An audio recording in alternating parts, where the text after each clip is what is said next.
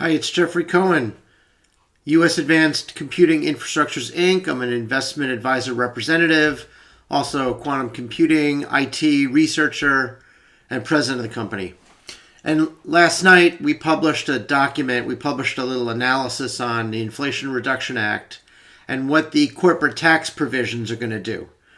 So I've had this hypothesis that the new alternative minimum tax, the AMT, that's part of the Inflation Reduction Act, is going to affect the way companies report earnings in 2023. And in fact, that's very, very important. And so I've got a, I believe somewhere here I have the text, but actually I'm just going to go right into the article that we wrote. So Inflation Reduction Act was passed this past year. It was part of the Build Back Better or climate change initiative. But the thing that no one really talks about is companies have an increase. So here's the law. It's a House of Representatives 5376. It says any company that has more than $100 million in profit, net income, on average over the past 3 years, or $1 billion in any 1 year, has to pay this alternative minimum tax of 15%. And that 15% is on their reported net income. So you have to ask yourself, wait, I thought there was this whole tax system and that companies were taxed on their taxable income. But now you're telling me that they're also taxed on reported net income. Wow. That's going to change everything. Oh my goodness. So, at least we thought so. So we did this analysis. So the first thing that we did is we looked. They can also be foreign companies with U.S. operations or U.S. subsidiaries. And so you have U.S. domiciled companies. You have foreign companies with operations in the U.S. And of course, you have private companies that make more than $100 million. And they have to pay. So we also looked at what the earnings were for a group of companies that we use in our model. We use U.S. listed companies that are headquartered in the U.S. So it's a nice group. There's 1,100 of those companies. And those companies earned, in the past year, a little more than $2 trillion. So 15% AMT means at a minimum, all things being equal, earnings stay the same. It's going to be a $300 billion tax bill at a minimum AMT. Okay, that's cool. I get it. By the way, that $2 trillion of earnings just on U.S. listed companies headquartered in the U.S. is about 8% of our GDP. All right. So I think earnings is probably more than 8% of GDP, so we're going to try to figure that out. So there are foreign-owned firms like a Honda or Samsung. I mean, you know so many of them. And there's also privately held businesses, Maritz, Cargill, and other private equity-owned firms. At this point, even Tesla would be considered a private-owned firm. So I figure you're adding 30% on top of the $2 trillion of income, or the $300 billion in income. So now you're at $390 billion in potential corporate tax raised.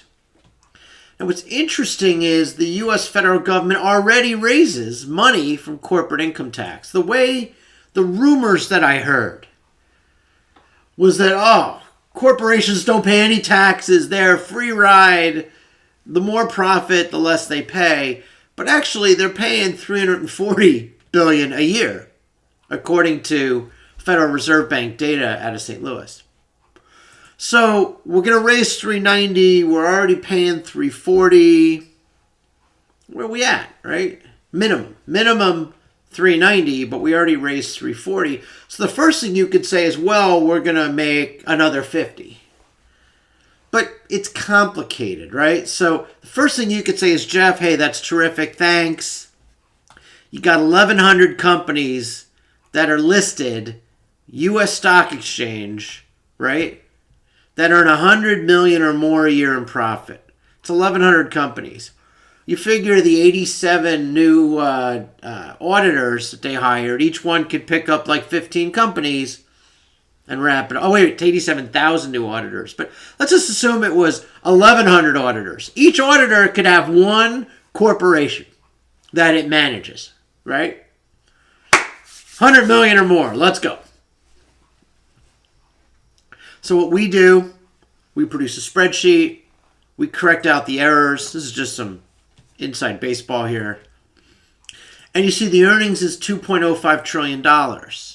These are publicly traded, U.S. listed, U.S. headquartered companies. You're going to get a tax now.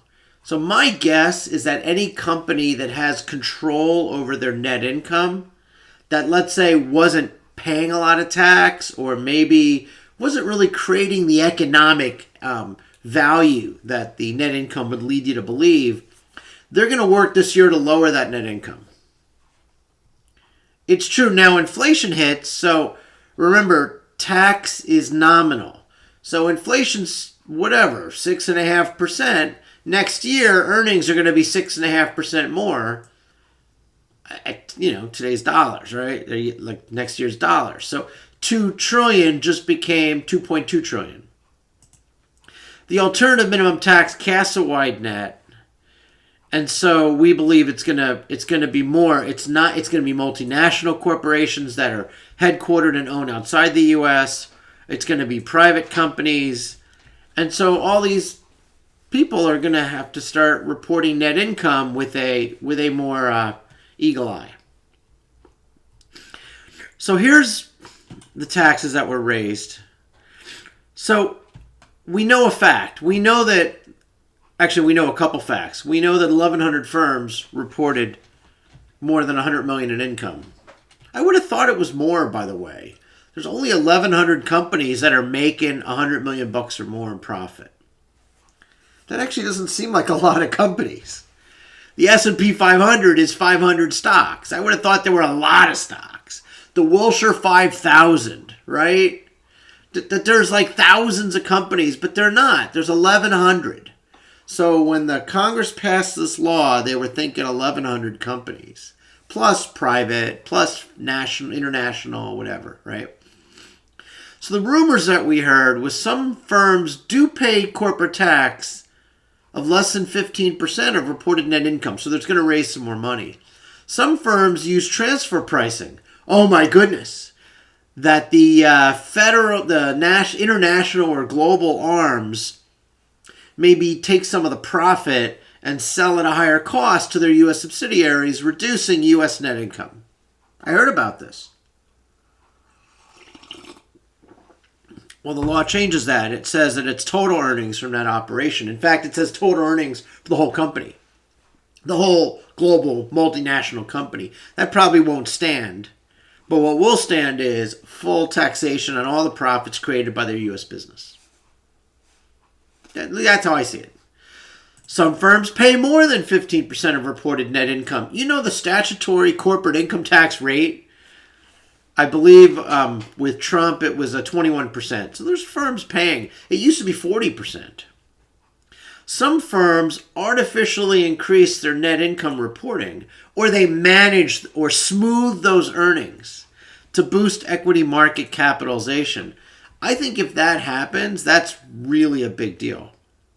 That's going to change. And some firms work to maximize their reported net income. They work really hard. They fire people. They burn the furniture at the end of the quarter. We used to say that in the businesses I was in. Burn the furniture. We'll buy new furniture next quarter. Don't worry, right? They did everything they could to maximize net income.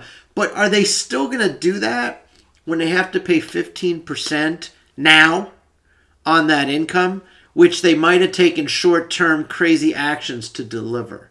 They might have fired people or done weird stuff with the money flow, right? I don't think they're going to do that anymore. So now I have an intuitive sense. This is where my opinion comes in, right? I think some firms may work to lower their net income. There's choices that they could make that do not destroy the economic value of the company. But they could just report lower net income. And I do believe intuitively that there will be firms that have not paid the 15% of net income that will start doing so. Now, the second thing that I've promised myself to do is, and I made a note to myself, is I'm going to update my economic models to add taxes paid. And I bet you I could find the companies and I could estimate the additional tax paid by this AMT. And that is market making, alpha producing, stock market relevant data. I think that's terrific. I'm in. And I think it's maybe 100 lines of code. It's not a big deal. So, by way of an intuitive guess, I think the reduction in net income will be modest and possibly not happen at all. So my swag is that the revenue raised by this corporate alternative minimum tax, which is not inflation adjusted, will be $200 billion in 2023. And it is highly dependent on the top 50 U.S. corporations.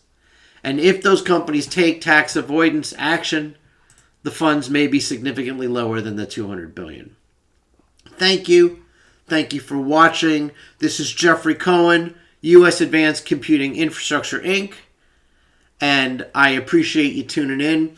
If you want to learn more about our business, just go on over to the website, chicagoquantum.com. We're a consulting firm, and we're also registered investment advisors. And we are founding members of the Quantum Economic Development Consortium, the QEDC. So we are involved in the quantum industry, although a little less this year, to be honest. A little more focused on the money parts. And so if you go to our blog, you can see where we originally blogged the $200 billion increase on corporates. And you can see the different services that we have. We have project services, advisory services, market information. We have an alternative investment opportunity. We look at quantum computing. And we do a tiny bit around cryptography. All right. Thank you again for watching. You take care now. Bye-bye.